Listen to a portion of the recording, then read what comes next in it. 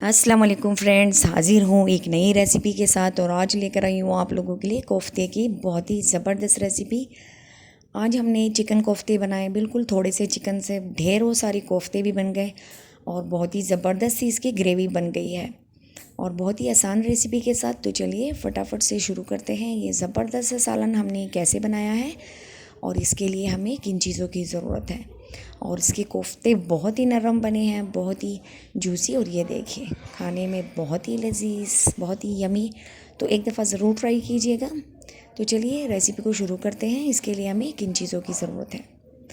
तो सबसे पहले हमने लेना है चिकन। ये 4 पीसेस का चिकन है मेरे पास, बोनलेस चिकन, और उसका हमने कीमा बना लिया है।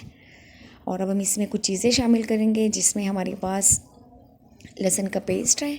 1 चम्मच लहसुन का पेस्ट इसमें शामिल करेंगे और थोड़ी सी अजवाइन शामिल करेंगे। और ये बिल्कुल बारीक पीसी हुई प्याज है मेरे पास, जिसका पानी हमने निकाल लिया था, एक जाली में डाल के अच्छी तरह से निचोड़ लिया था।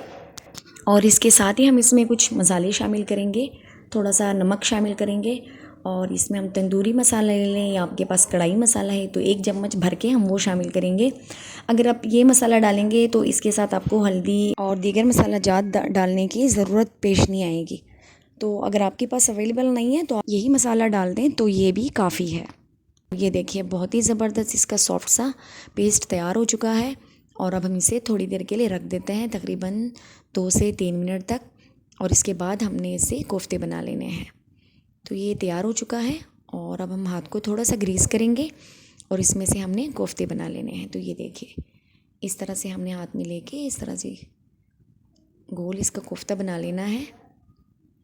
ये बिल्कुल नरम है। अगर आपको ज़्यादा नरम लगे तो आप इसमें एक ब्रेड शामिल कर दें तोड़ के, तो इससे आपका कोफ्ता जो है वो बिल्कुल परफेक्ट हो जाएगा और वो टूटेगा नहीं। ये वैसे भी नहीं टूटेगा, लेकिन अगर बिलफ़र्ज़ आपका जो पेस्ट आपने इसके लिए बनाया है ये नरम पड़ जाता है तो फिर आप इसमें शामिल कर सकते हैं।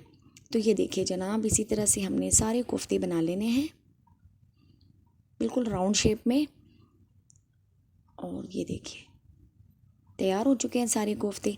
अब हमने कढ़ाई में बिल्कुल थोड़ा सा घी लेना है और इसमें हमने सारे कोफ्ते शामिल कर देने हैं। और इसे हमने ज़्यादा गर्म नहीं किया। अगर आप ज़्यादा गर्म में शामिल करेंगे तो सारे कोफ्ते नीचे नीचे चिपक जाएंगे। और मेरे पास नॉन स्टिक भी नहीं है, तो फिर ऐसे में आप इसे एहतियात से काम करें, थोड़े से ठंडे ऑयल में डालें और बिल्कुल स्लो आंच पे इसे अच्छी तरह से फ्राई कर लें। और थोड़ा सा हम इसे मिक्स करेंगे, देखते हैं कैसे हुए हैं। और इसके बाद हमने इसे फ्राई पैन को हिलाते हुए इसे मिक्स कर देना है। इस तरह से थोड़ा थोड़ा करके हमने हिला देना है, ये देखें। और इस तरह से हमारे कोफ्ते हर साइड से पक जाएंगे और ये बिल्कुल रेडी हो चुके हैं। तकरीबन 1 मिनट तक हमने इसे पका लिया है और इसका कच्चापन जो है वो ख़त्म हो चुका है। अब इसी में से हमने कोफ्ते निकाल लेने हैं और इसी ऑयल में थोड़ा सा ऑयल शामिल करके मज़ीद, और इसमें हमने प्याज शामिल कर देने हैं और इसे हमने थोड़ा सा सौते कर लेना है।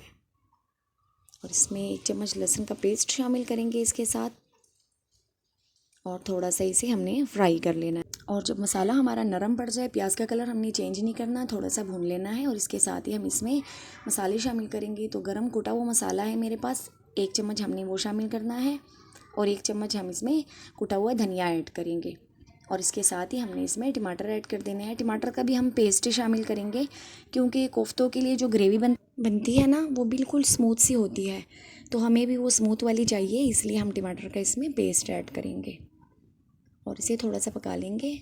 और इसमें हमने थोड़ा सा कढ़ाई मसाला ऐड कर देना है, 1 चम्मच। आप इसमें हल्दी, ज़ीरा, खुश्क धनिया और ये चीज़ें भी ऐड कर सकते हैं, लेकिन मैंने इसमें सिर्फ यही एक मसाला ऐड किया है ताकि ज़्यादा मसाले इसमें ना जाए। और ये ग्रेवी देखिए बिल्कुल स्मूथ सी तैयार हो चुकी है। और अब हम इसमें पानी शामिल करेंगे। पानी आप अपने हिसाब से रखिएगा, जितनी आपको इसमें ग्रेवी चाहिए उसी हिसाब से रखिएगा।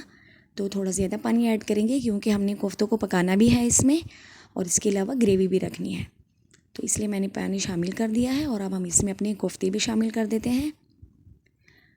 और नमक पहले ही हमने इसमें बराबर कर लिया है और ढक के इसे पकाएंगे 10 मिनट तक।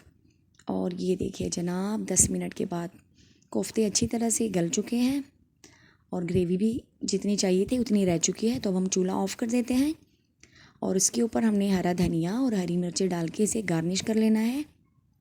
और बहुत ही ज़बरदस्त हमारे कोफ्ते तैयार हो चुके हैं।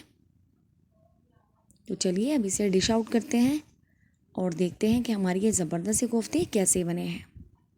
तो अब हम लेंगे एक प्लेट और इसमें हमने कोफ्ते ऐड शामिल कर देने हैं। तो चलिए देखते हैं। और ये देखिए बहुत ही ज़बरदस्त हमारा सालन तैयार हो चुका है।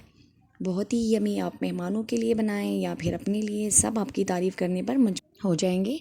तो एक दफ़ा ज़रूर ट्राई कीजिएगा। ये ज़बरदस्त सी रेसिपी आपको कैसी लगी है कमेंट में मुझे ज़रूर बताइएगा। वीडियो देखने का बहुत शुक्रिया। अपना ढेर सारा ख्याल रखिए। अल्लाह हाफिज़।